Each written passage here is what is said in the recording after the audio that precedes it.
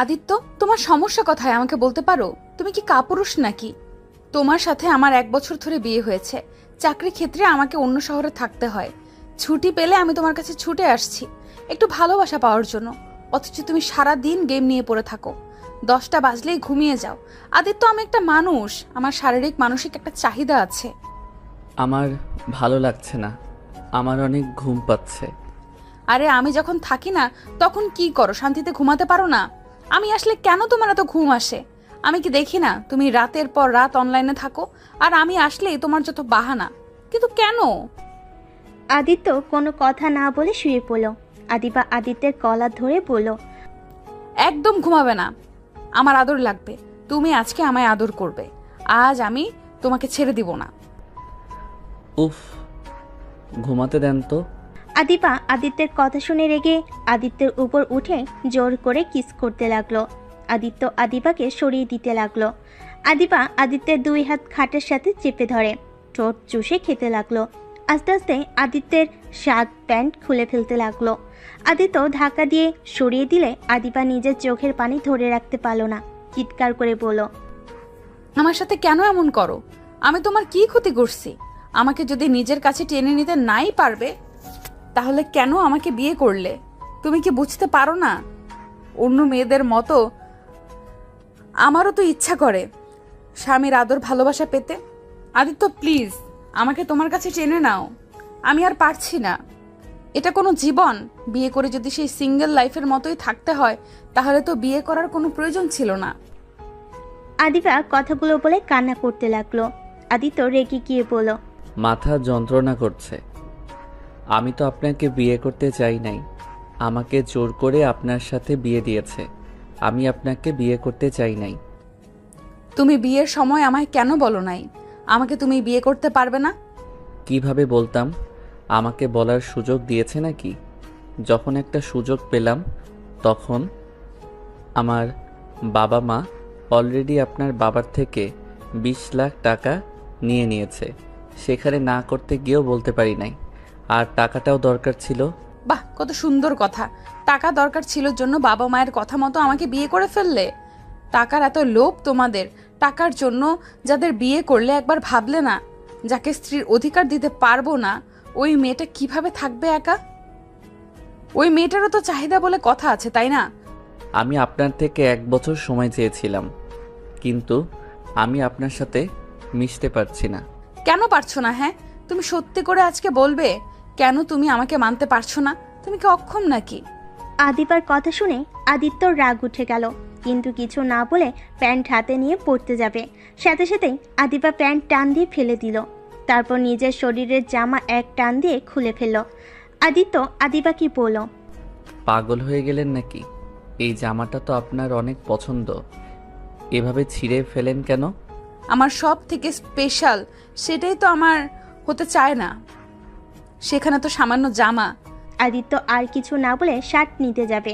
আদিবা সাথে সাথেই সরিয়ে ফেলল। আদিত্যের হাত নিজের বুকের সাথে চেপে ধরলে আদিত্য হাত ছাড়ানোর চেষ্টা করতে লাগলো। আদিবা আস্তে আস্তে আদিত্যর কাছে গিয়ে আদিত্যর মাথার পিছনে হাত দিয়ে ঠোঁট জোড়া নিজের দখলে নিয়ে নিল। আস্তে আস্তে আদিত্য নিজের কন্ট্রোল হারিয়ে ফেল। আদিবার সাথে তাল মিলিয়ে আদর করতে লাগলো। আদিবা আদিত্যকে খামচি দিয়ে ধরে চোখ বন্ধ করে অনুভব করতে লাগলো। আদিত্য পাগলের মতো আদিবাকে আদর করতে লাগলো। আদিবা পাগলের মতো আদিত্যকে চুমুতে ভরিয়ে দিতে লাগলো। আস্তে আস্তে দুজন ক্লান্ত হয়ে গেল। আদিত্য আদিবার বুকে মাথা দিয়ে শুয়ে পড়ে। আদিবা আদিত্যের মাথায় হাত দিয়ে বলল, আদিত্য, কেন আমায় মেনে নিতে পারো না? আমাকে একটু মন থেকে ভালোবাসলে কি হয়? তুমি কি বোঝো না একজন স্ত্রীর কি প্রয়োজন? আমি বাইরে থাকি, আমি চাইলেই কিন্তু পরপুরুষের সাথে শারীরিক সম্পর্ক করতে পারি। কেন করি না জানো? আমি তোমাকে ভালোবাসি। আমি চাই না আমার শরীরে আর অন্য কেউ স্পর্শ করুক তুমি ছাড়া। আমি নিজেকে কতটা কন্ট্রোল করে রাখি তোমার কোনো ধারণা আছে? আমার কতটা তোমাকে কাছে পেতে ইচ্ছে করে। তাও আমি তোমাকে 1 বছর সময় দিয়েছিলাম। আদিবা কথাগুলো বলে কাঁদতে লাগলো। আদিত্য আদিবার কথাগুলো শুনতে থাকলো, কোনো কিছু বলল না।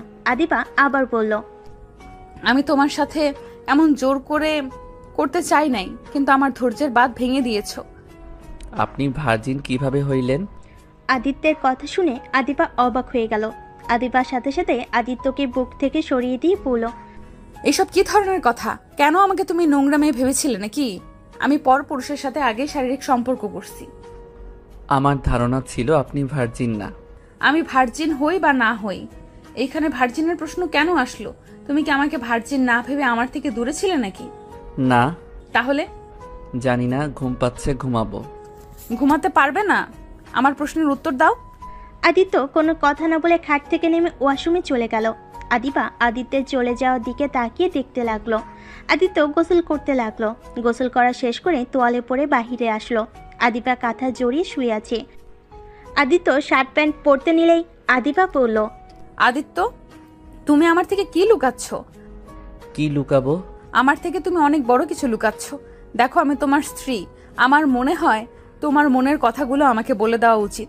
এইভাবে নিজের ভেতর পুষিয়ে রেখে ভেতরে ভেতরে নিজেকে শেষ করে দিও না। উফ, ঘুমান তো। এত কথা কেন বলেন? আর পুলিশ হয়েছে দেখে যে আমাকে জেরা করবেন এটা একদম করতে আসেন না। ঘুমান। আদিবা আর কিছু বলল না। আদিত্য শার্ট প্যান্ট পরে নিল। তারপর আদিবার পাশে গিয়ে শুয়ে পড়ল। আদিবা কিছুক্ষণ আদিত্যের দিকে তাকিয়ে আদিত্যের শরীরে হাত দিলে আদিত্য প্রথমে সরিয়ে দিল, দ্বিতীয়বার আর সরিয়ে দিল না। আদিবা আদিত্যের কাছে গিয়ে শক্ত করে জড়িয়ে ধরল। আস্তে আস্তে আদিত্যকে সোজা করে শুয়ে দিয়ে বুকে মাথা দিয়ে শুয়ে থাকলো। আদিত্য কিছু না বলে চোখ বন্ধ করে রাখলো। আদিবা বলল, এই জায়গাটা শুধু আমার, অন্য কাউকে দিয়ে রাখো নাই তো? আদিবার কথা শুনে আদিত্য চোখ খুলল। আদিত্য কিছু বলল না। আদিবাকে জড়িয়ে ধরলে আদিবা খুশি হয়ে কপালে গালের থুতনিতে কিস করলো। আদিত্য চোখ বন্ধ করে শুয়ে থাকলো, কিছু বলছে না দেখে। আদিবা নিজেই আদিত্যের ঠোঁটে নিজের কপাল গাল ছুঁয়ে নিল। তারপর শান্ত মেয়ের মতো আদিত্যের বুকে শুয়ে পড়ল। আদিত্য আদিবার পাগলামি দেখে এক ফোঁটা পানি পড়ার আগেই মুছে ফেল। সকালে ঘুম ভাঙলে আদিবা আদিত্যের বুকে মাথা তুলে আদিত্যের মুখের দিকে তাকিয়ে থাকলো।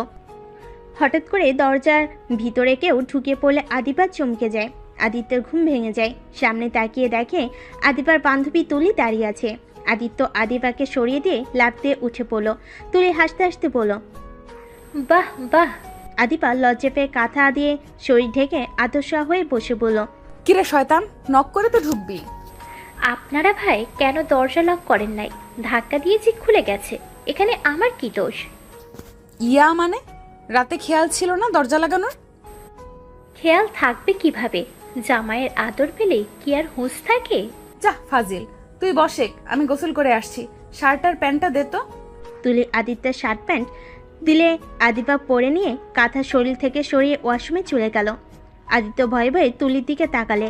তুলি আদিবাকে ওয়াশরুমে ঢুকতে দেখে রাগী লুক নিয়ে আদিত্যের দিকে তাকিয়ে আদিত্যর কাছে গিয়ে হাত মুচো দিয়ে ধরে বলল, তোকে না বলেছিলাম ওর সাথে শারীরিক সম্পর্ক না করতে?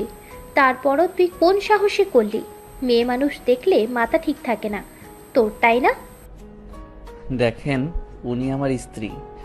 আমি ওনার সাথে সম্পর্ক করব, এটাই স্বাভাবিক। দেখেন, আমি আর ওনাকে কষ্ট দিতে পারবো না।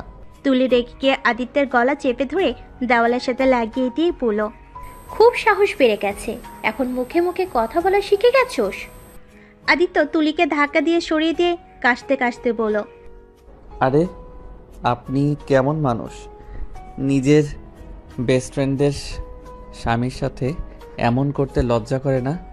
আপনাকে উনি কতটা ভালোবাসে আর কতটা বিশ্বাস করে, আর আপনি কি না তার সংসার ভাঙার জন্য উঠে পড়ে লেগেছেন? আরে আপনি কি মানুষ নাকি? আদিত্যের কথা শুনে তুলি ফ্লোর থেকে উঠে মুচকি হাসি দিয়ে আদিত্যের গালে ঠাস করে থাপ্পড় মেরেই পড়ল। তুই খুব ভালো মানুষ নাকি? শোন, পাকনা পাকনা কথা বলিস না। আমাকে যদি আর রাগাস তাহলে কিন্তু বুঝতে পারছিস আমি কি করতে পারি। উফ, এক ডায়লগ শুনতে শুনতে কানটা পচে গেল। আরে নতুন কিছু বলেন। নতুন কিছু বলবো? আমার ফ্রেন্ডকে বললে কেমন হবে? তুলি কথাটা বলে আদিবাকে ডাকতে যাবে, সাথে সাথেই আদিত্য তুলির মুখ চেপে ধরে বলল, চুপ করেন, আই অ্যাম সরি। আদিত্যের হাত সরিয়ে দিয়ে মুচকি হাসি দিয়ে বলল, গুড। নেক্সট টাইম আবার যদি ওর সাথে শারীরিক সম্পর্ক করস তাহলে আমার থেকে খারাপ কেউ হতে পারবে না। আচ্ছা, আপনার সমস্যাটা কি আমাকে বলতে পারবেন? আপনার শরীরের চাহিদা আপনি তো মিটিয়ে নেন, আমাকে তো আর আপনি মন থেকে ভালোবাসেন না।